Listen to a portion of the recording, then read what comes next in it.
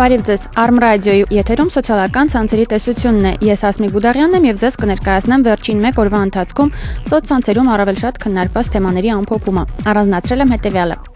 Սոցցանցերում քննարկվող թիվ 1 թեման ռուսաստանյան իրադարձություններն են։ Ինչու է պետք գնալ շաբաթօրյա հանրահավաքին, ռուս բլոգերի գրառումները։ Ինչու ՀԱԿ-ը չի շնորհավորում Ռուսաստանի իշխանություններին, լրագրողի տեսակետ։ Հայ հայտնի դերասանին թրաֆիքինգի են ենթարկել սերիալների միջոցով։ Սովսպորտ.ru կայքը չեղյալ է համարել Յուրի Մովսիսյանի օգտին քվեարկած ձայների մի մասը։ Այժմ այս ամենի մասին առավել մանրամասն։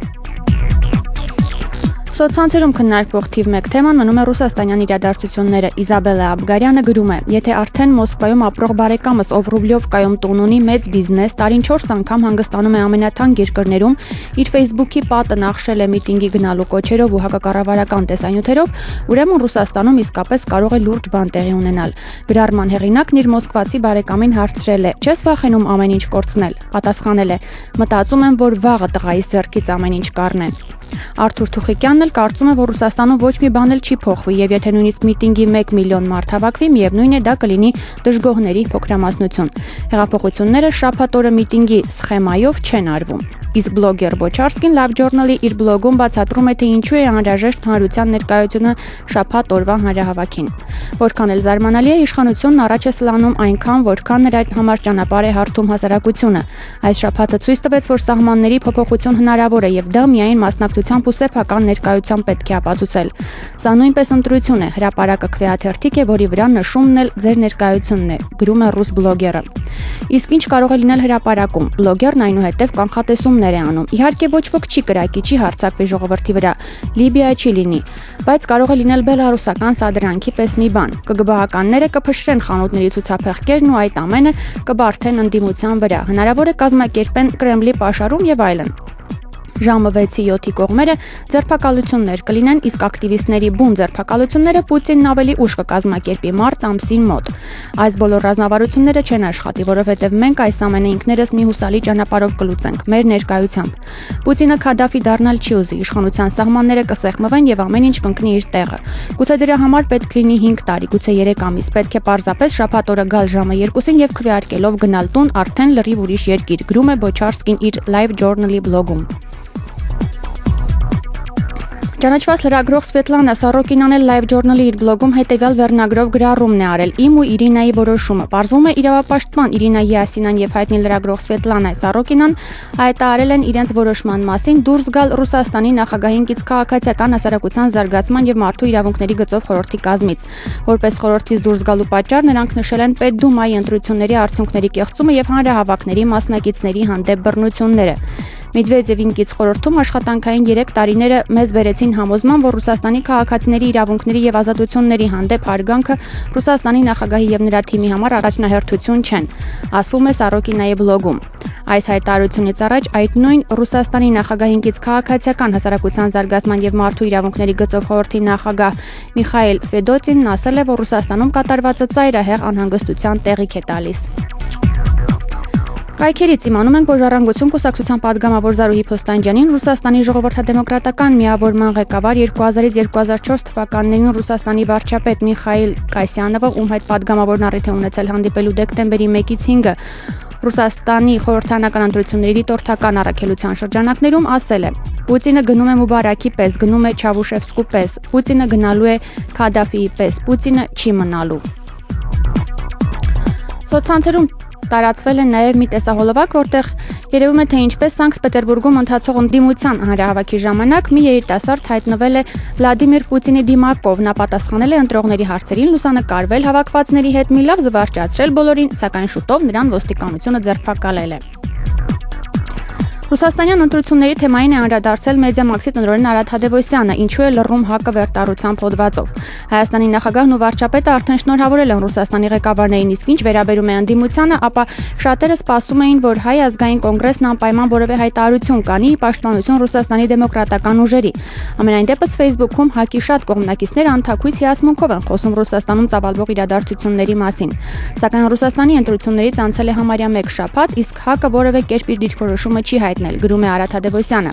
Թվում էր, որ այսօր, երբ մի շարք արևմտյան կառույցներ Ռուսաստանի ընտրությունները հստակ անվանեցին ոչ ազատ ու ոչ արդար, ՀԱԿ-ը որպես ժողովրդական արժեքների պաշտպան պետք է ինչ-որ կերպ արտահայտեր իր դիրքորոշումը։ Ի վերջո, չմոռանանք, որ Լևոն Տեր-Պետրոսյանը ավանդաբար լավ հարաբերություններ ունի Ռուսաստանի լիբերալ ուժերի շատ ներկայացուցիչների հետ, որոնց հետ համագործակցել է 90 թվականից սկսած։ Ես ՀԱԿ-ին ու նրա առաջնորդին բացարձակապես չեմ մեղադրում, ասում է լրագրողը։ Քաղաքականությունն ունի իր կանոնները, ու ՀԱԿ-ը չի կարող իրեն հարվածի տակ դնել, ընդունելով մի հայտարարություն, որով հարցականի տակ կդնի Ռուսաստանի ընտրությունների արդյունքները եւ Վլադիմիր Պուտինի հեղինակությունը։ Խոսքս պարզապես այն մասին է, որ հաշվի առնելով քաղաքական նպատակահարմարության գործոն առկայությունը, ՀԱԿ-ին թերևս չարժե մեղադրել ուրիշներին երեսպաշտության համար։ Լրագրողը հիշեցնում է Լևոն Տեր-Պետրոսյանի խոսքերը.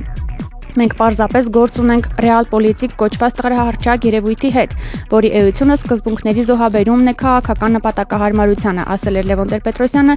մարտի 1-ի հանրահավաքում խոսելով միջազգային հանրության մասին, որը նախապատվությունը տալիս է Լեռնային Ղարաբաղի ու հայ-թուրքական հարաբերությունների խնդիրներին եւ ոչ թե Հայաստանի ժողովրդավարության ապագային։ Նույն բանը այսօր անում է ՀԱԿ-ը, նախապատվությունը տալով Պուտինի հետ հարաբերություններին, գրում է Արա Թադևոսյանը։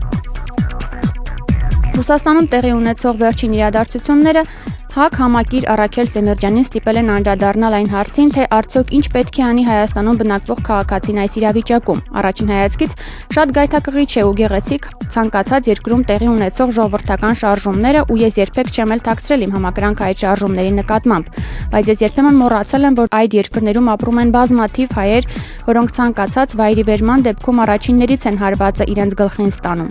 Ասածս սարսափելի է, սակայն ավելի սարսափելի է Ռուսաստանի դեպքում, երբ մենք ունենք 2 միլիոնից ավելի հայ այդ երկրում բնակվող, ու եթե Աստված մի առասցե վայրիվերումների հետևանքով իշխանության գան ֆաշիստական ուժերը, ապա այսօրվա շաբաթը 1 հայի դիակի փոխարեն կստանանք ամեն օր 1 դիակ։ Ապա նա ավելացնում է. այնպես որ ես իմ անձնական համոզմունքներից չհրաժարվելով, այժմ շունչս պահած զգուշացնում եմ համ մեր իշխանական, համ ընդդիմադիր գործիչներին, որ դուք էլ մի փոքր զգուշ արտահայտվեք այս վտանգավոր իրավիճակում, քանզի որոշ դեպքերում չարտահայտվելը կարող է ավելի խոսուն լինել, քան քո սկզբունքայնությունը հաստատելու համար արտահայտած միտքը, որը կարող է վտանգի ենթարկել քո հայրենակիցներին, ասում է Առաքել Սեմերջյանն իր գրառման մեջ։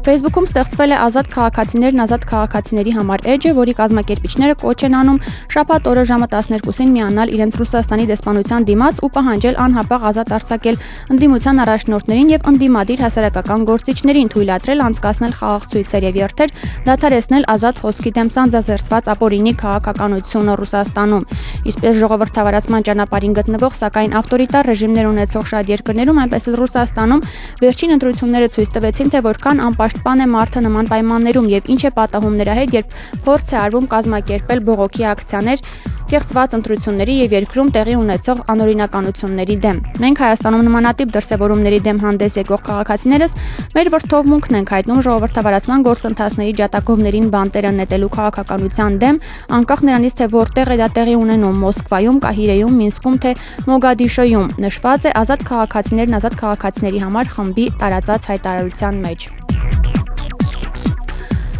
Հայտնի թատերական գործիչ Վիգեն Ստեփանյանը, որ նաև վերջին տարիներին նկարահանվում է սերիալներում, Սլակ-AM-ի հետ զրույցում քննադատել է հայկական սերիալները, դրանք որակելով իբրև միևնույն սահմանափակ մտահղացումներով ֆիլմեր, որտեղ անընդհատ նույն սցենարն է։ Նրա հետ հարցազրույցի տեսանյութը տեղադրվել է նաև YouTube-ում, որտեղ նա ասում է, որ սերիալներում նկարահանվելով Trafficking-ի է ենթարկվել։ Օր է եղել, որ մենք 19 ժամ ենք նկարահանվել, ես Trafficking-ից էլ բետար եմ, այնտեղ գոնե գիտեն ինչի համար են վաստակում, մենք դա էլ չգիտենք։ Ես կարող եմ ինձ հանգիստ Գինեսի ռեկորդագիրների ցանկում առաջարկել, որ գրանցեն։ Չեմ կարծում, աշխարհում գոյություն ունի մի դերասան, որը սրտի վիրահատության 3-րդ օրը բոքսում ստիպված նկարահանվի ֆիլմում, ասել է Վիգեն Ստեփանյանը։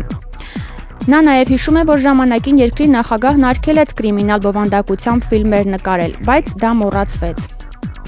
Ես դեմ չեմ սերիալներին, դա հեռուստաարվեստի մի ոլորտ է, որը կա ամբողջ աշխարհում եւ իրավունք ունի լինելու, սակայն ինձ համար առ այսօր մնում է գաղտնիք, ինչու է, որտեղից է գտվում այն հակամակարդակը, այսինքն մակարդակ էլ չի, ինչ որ հատուկ հակամակարդակա, որի կնիքը գրեթե բոլոր սերիալների վրա է։